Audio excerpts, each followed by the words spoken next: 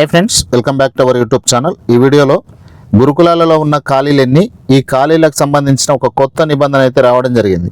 ఏ విధంగా రిక్రూట్ చేస్తారు, డైరెక్ట్ రిక్రూట్మెంట్లో ఎంత పర్సంటేజ్ ఉంటుంది, ప్రమోషన్ ద్వారా ఎంత పర్సంటేజ్ నింపుతున్నారు అనే విషయాన్ని అయితే నేను ఈ వీడియోలో క్లియర్గా ఎక్స్ప్లెయిన్ చేస్తాను. కంపల్సరీ వీడియోను ఫస్ట్ నుంచి లాస్ట్ వరకు చూడండి. వీడియోని లైక్ చేయండి, సబ్స్క్రైబ్ చేసుకొని బెల్ ఐకాన్ యాక్టివేట్ చేసి పెట్టండి. ఇట్లాంటి అప్డేటెడ్ ఇన్ఫర్మేషన్ మొత్తం మీతో మాట్లాడుతూ ఉంటాను. సో కంపల్సరీ అయితే వీడియోని లైక్ చేయండి. అట్లనే ప్లేస్టోర్ నుంచి ఉన్నాబడి అనే యాప్ని అయితే ఖచ్చితంగా డౌన్లోడ్ చేసుకోండి. అందులో కూడా ప్రస్తుతానికి సెట్ త్వరలో నోటిఫికేషన్ రాబోతుంది. అట్లనే గురుకులాలకు సంబంధించిన నోటిఫికేషన్ రాబోతుంది. వీటన్నిటికి సంబంధించిన మెటీరియల్తో పాటు టెస్ట్ సిరీస్ కూడా అందులో ఉంచుతా. సో మీకు అవన్నీ యూజ్ అవుతాయి కాబట్టి కంపల్సరీ యాప్ని అయితే డౌన్లోడ్ చేసుకోండి. ఇప్పుడు గురుకులాలకు సంబంధించిన ఇన్ఫర్మేషన్ అయితే చూద్దాం. తెలంగాణ గురుకులాల్లో దాదాపు 10,000 ఖాళీలు అయితే ఉన్నాయి. ప్రస్తుతానికి 10,000 అటు కావచ్చు, 10,000 ఇటు కావచ్చు, 10,000 ఖాళీలు అయితే ఉన్నాయి.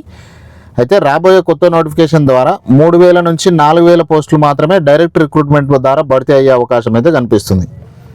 ఎందుకంటే ఇటీవలే ఎస్సీ అంటే సోషల్ వెల్ఫేర్ గురుకులాలలో ఈ రిక్రూట్మెంట్ విధానం అనేది మార్చిండ్రు. 70% ఏమో ప్రమోషన్స్ అంట, 30% ఏమో డైరెక్ట్ రిక్రూట్మెంట్ అంట.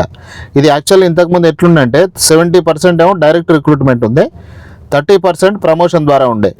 ఒక 10,000 పోస్టులు ఉన్నాయంటే పాత పద్ధతిలో ఒక 10,000 పోస్టులు ఉంటే 7,000 పోస్టులు ఏమో డైరెక్ట్ రిక్రూట్మెంట్ ద్వారా నింపి 3,000 పోస్టులు మాత్రమే ప్రమోషన్ ద్వారా నింపేది. ఇప్పుడు ఏం చేసిరంటే ఈ 3,000 పోస్టులను మాత్రమే డైరెక్ట్ రిక్రూట్మెంట్ ద్వారా నింపి 7,000 పోస్టులను ప్రమోషన్ ద్వారా నింపుతారు అన్నట్టు ఎస్సీ గురుకులాల్లో ప్రస్తుతానికి దానికి సంబంధించిన నిబంధనలు మార్చారు. ఇదే విధానాన్ని బీసీ గురుకులాలు, మైనారిటీలలో, ట్రైబల్ వెల్ఫేర్ సొసైటీలలో ఇట్లా అమలు చేస్తే నిరుద్యోగులకు నేరుగా వచ్చే పోస్టుల సంఖ్య తగ్గి నష్టం జరుగుతుందని చెప్పడం అయితే జరుగుతూ ఉంది. ఇక జనరల్ గురుకులాల్లో మొదటి నుంచి 70% ప్రమోషన్స్, 30% డైరెక్ట్ రిక్రూట్మెంట్ పద్ధతి కొనసాగుతుంది. ఇది జనరల్ గురుకులాలలో ఆల్రెడీ ఉంది. ఇప్పుడు ప్రజెంట్గా ఎస్సీ గురుకులాలలో కూడా వచ్చింది. నెక్స్ట్ బీసీ గురుకులాలు, మైనారిటీలు, ట్రైబల్ వెల్ఫేర్ ఇవన్నీ కూడా సేమ్ నిబంధన తీసుకొస్తే మాత్రం పోస్టులు అయితే 3,000 నుంచి 4,000 వరకు ఉండే అవకాశం మాత్రమే ఉంది.